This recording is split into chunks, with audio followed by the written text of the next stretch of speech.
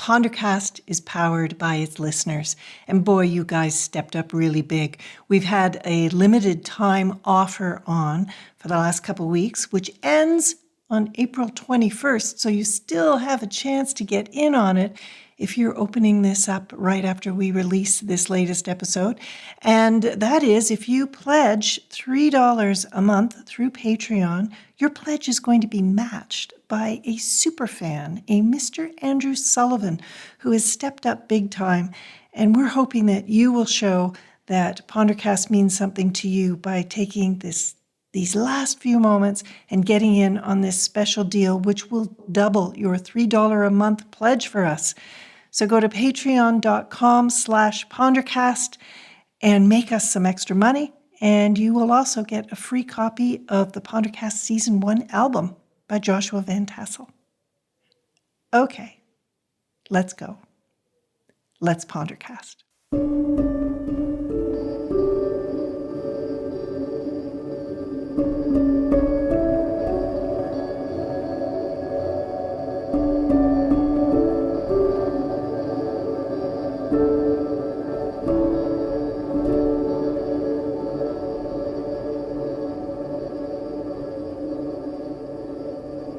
This episode is a conversation with Icelandic composer and musician Olafur Arnalds.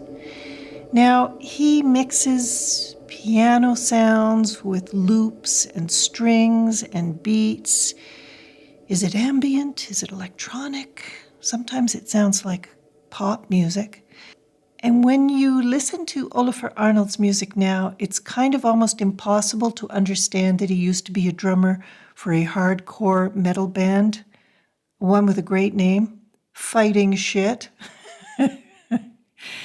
So how did he make that switch from hardcore metal drummer to this beautiful atmospheric music?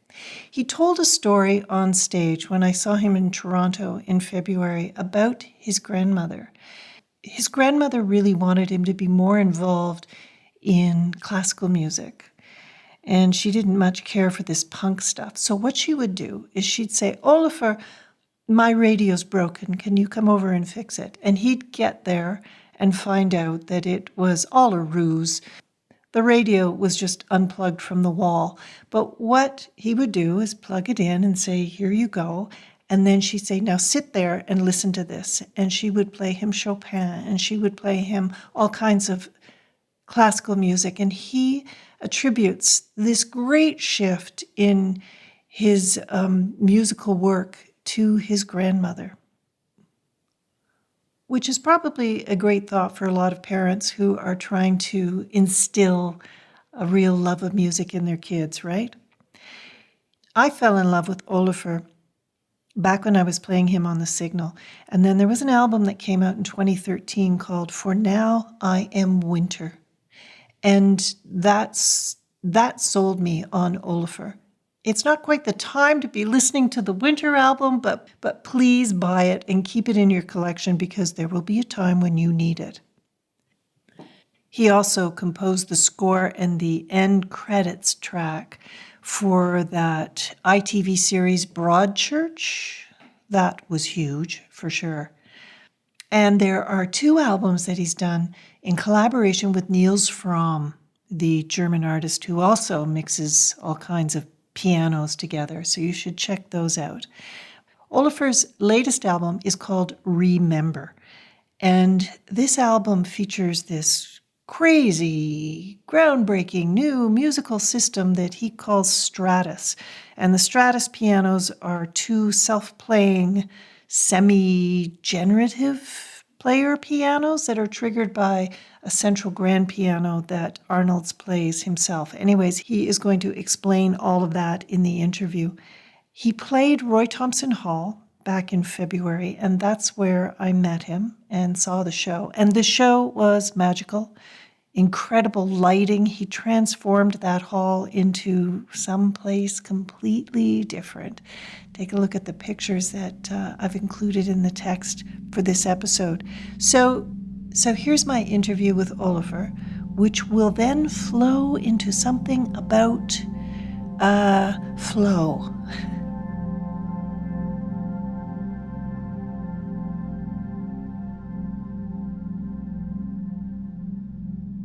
Welcome to Pondercast. Yeah, thanks for having me. I'd like to start with a bit of a bird's eye view on things. And when I look at your career and where you started and where you are now, and when I listen to what it is you're making now, I think it's so obvious that this is what you should be doing. It feels so deliberate and considered and exactly what it is you were meant to do. And yet when you look at your career and the music you've made, how do you describe it? Well, thank you. That's very nice of you to say. I think that's a beautiful compliment, actually. I mean, I've just been living and breathing this for so long that it's almost hard to see anything else. Like, so for me, yes, I agree. Like, this makes sense. This is exactly what I should be doing.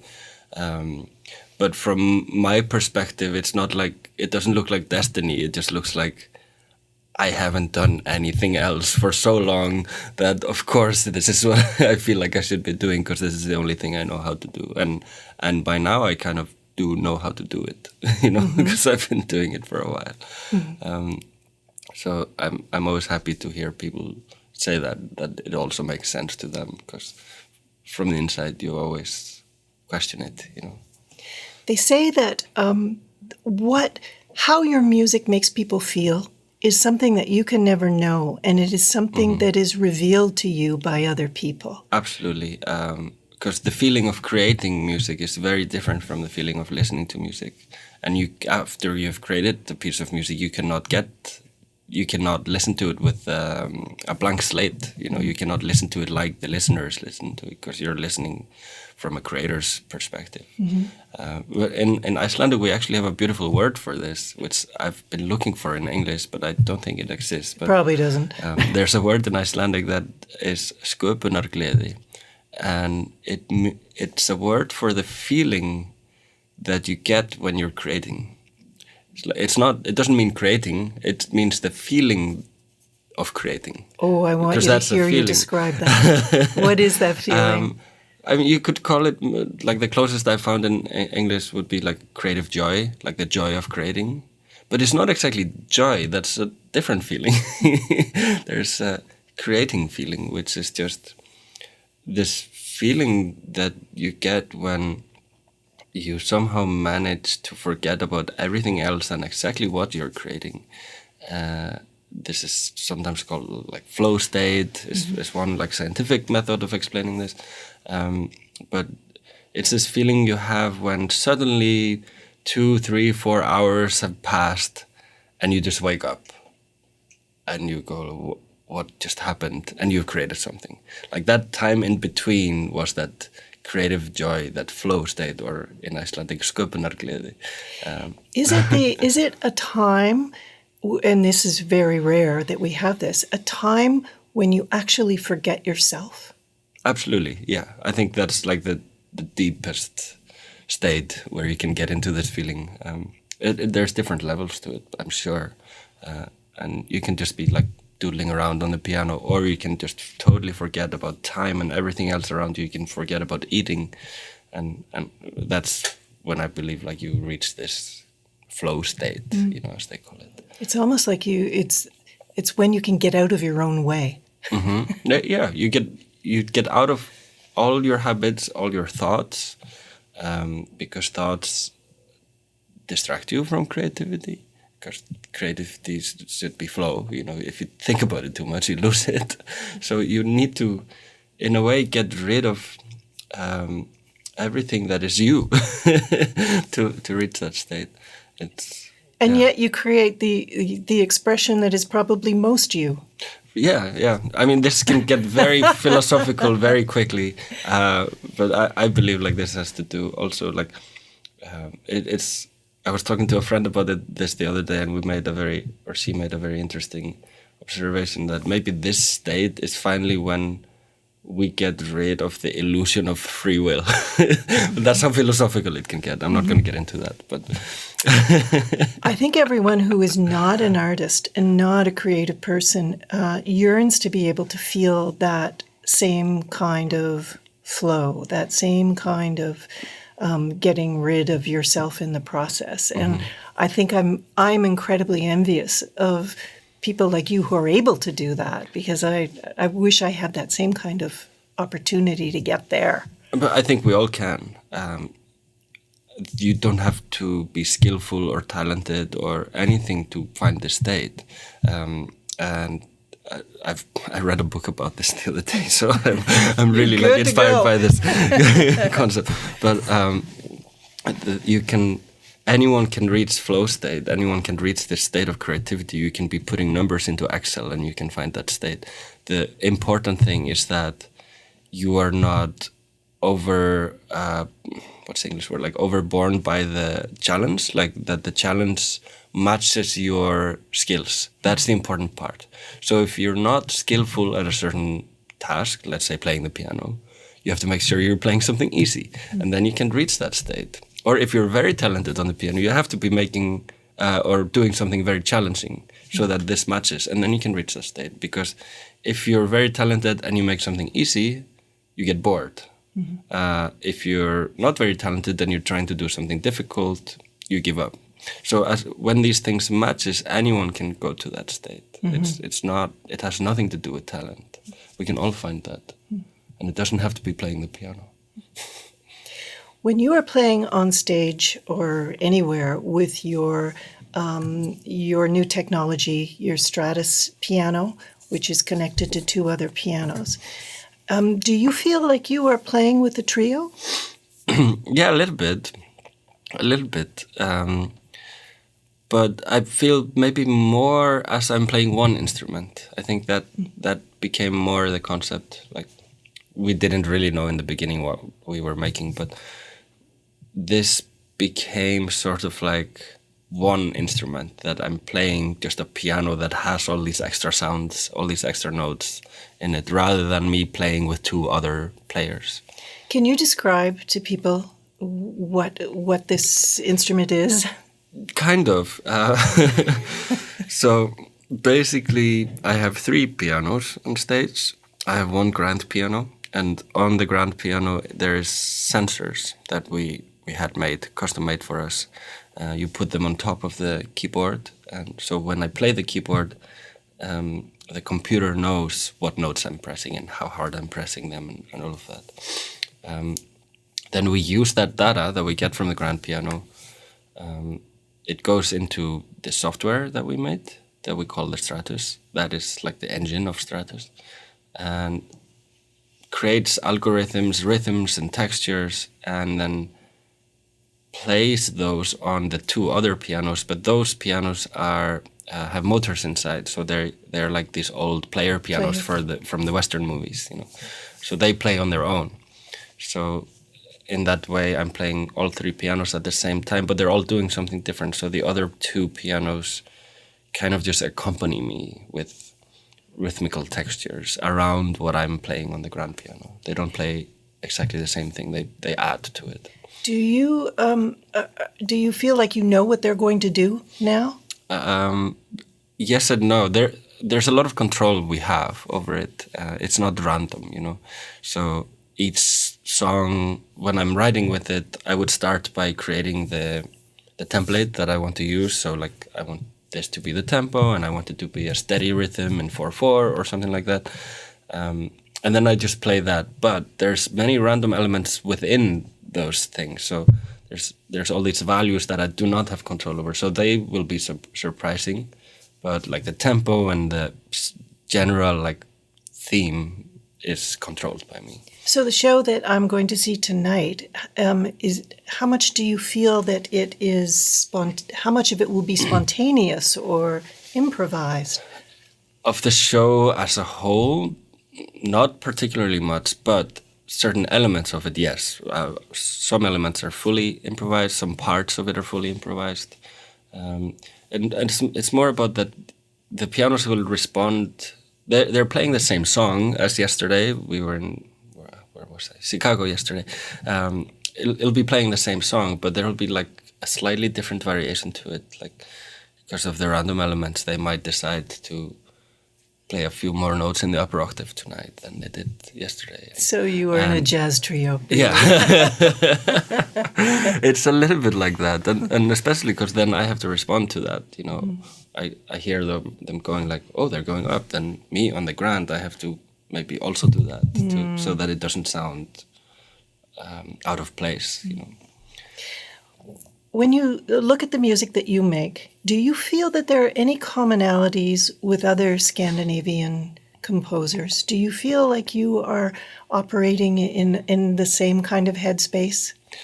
I mean, I'm very inspired, or especially was when I was younger, still am, by Arvo Pärt, but he's Estonian, it's not Scandinavia, but close.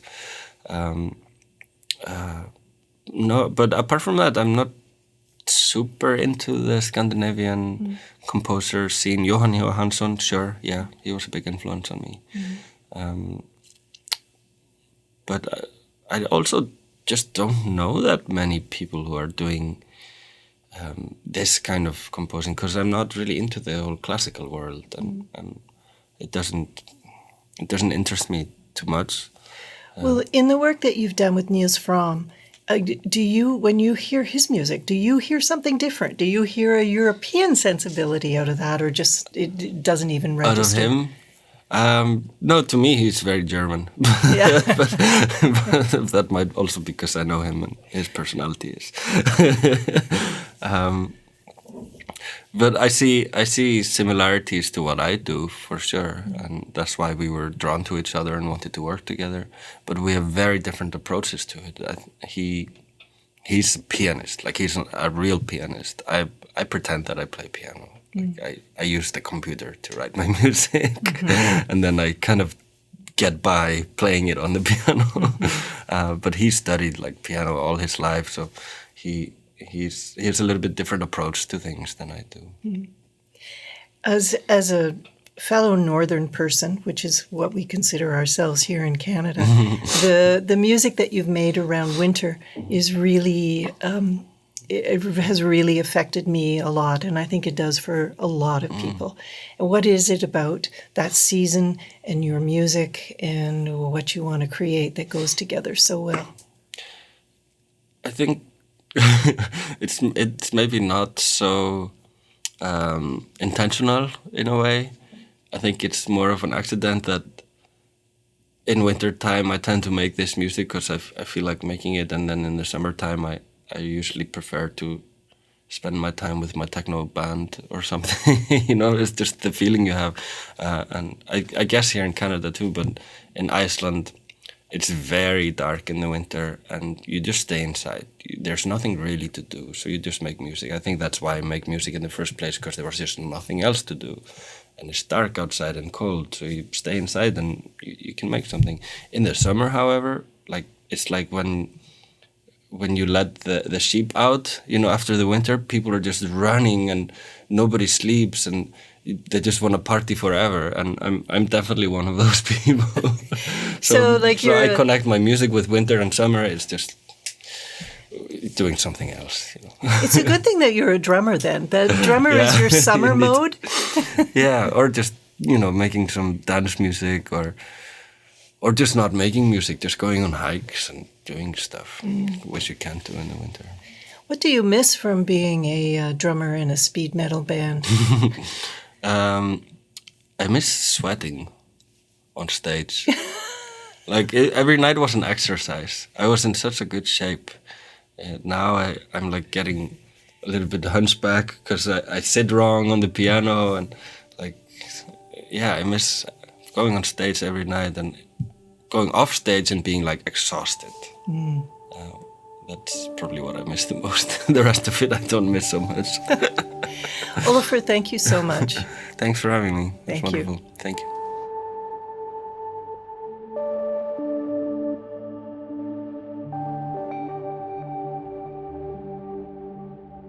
Losing yourself in creation, caught up in the flow, getting beyond yourself and becoming totally immersed in whatever you're doing.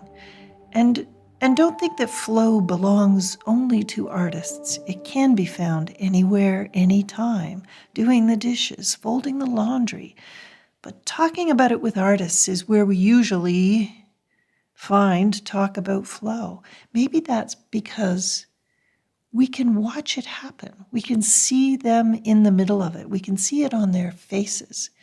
I mean, think of Yo-Yo Ma's face when he looks like he's lost in the music, when he's in the flow. And I asked him about it, and I said, what is it? Where do you go when that happens? And he couldn't describe it initially in our conversation. But then at the end of the interview, he backtracked to that question, and he said, I know what it's like. When you're in bed and you're just starting to fall asleep and you feel yourself losing consciousness, half in one world and half in another? That's what flow feels like. Can you imagine feeling like that when you're center stage in Carnegie Hall? Amazing. But let's talk about how creative flow happens for us. And when you're done here, head to the link in the text for this episode. Olafur has created a Spotify playlist to get you to flow state. Fantastic music to help you float your boat. How do we lose ourselves in something? Getting beyond distraction, beyond the critical voice in our heads. Keep your head down and think small, not big. The biggest ideas in all the world all start with one small gesture. A new notebook, a clear desk, one sentence, one pencil sketch, one new file folder on a desktop. Give yourself space for flow to find you, to meet your creativity halfway. Let go of predicting how this is going to turn out. Let go of wanting to control the outcome. Knowing the end of the story before you've begun is impossible. So let go of expectations and just start.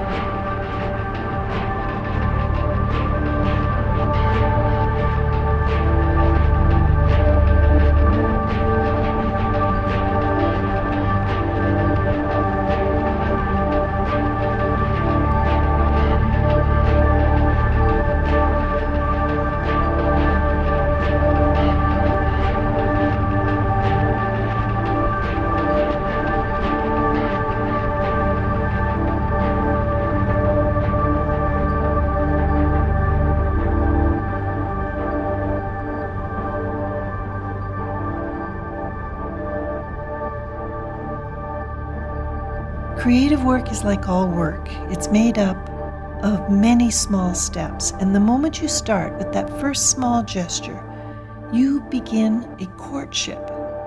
And that is where flow is. At every step, discovering something new, new possibilities, building on yesterday's work.